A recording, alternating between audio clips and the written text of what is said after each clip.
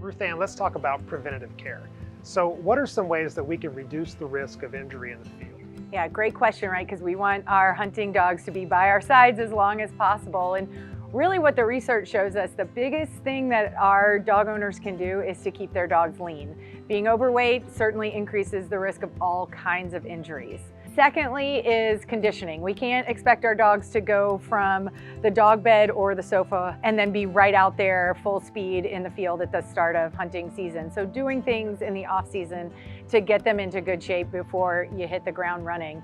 And speaking of hitting the ground, certainly pad and foot care is so important. So keeping their toenails trimmed nice and short, as well as keeping their pads healthy will set them up for success and give them a good foundation. I get a lot of questions about dog boots. Do you use booties for your dogs?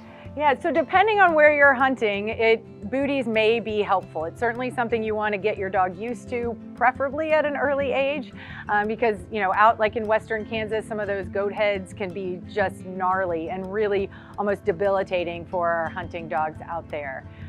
The other thing that we use for our hard charging Labrador are our doggles, right? So they can get all kinds of debris and scratches in their eyes. Finn loves the doggles, even on a sunny day, reflecting off the snow. We'll use them where they actually have a little bit more protective power there. And then lastly, there are some folks who really like to be able to protect that chest.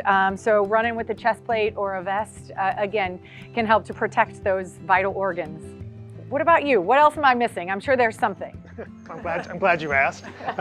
So one of the things that I'm sure you've discovered in the clinic is most major problems start out pretty small after the hunt. So I've started integrating a tailgate check, and I recommend everyone do that with their dog after they finish up the hunt. And what I mean by that is just taking time when you're finished to go over the dog and look for places where there might be a laceration or cut or any sort of injury that you've missed, because they can still be running full of adrenaline and not show signs of pain or discomfort until later.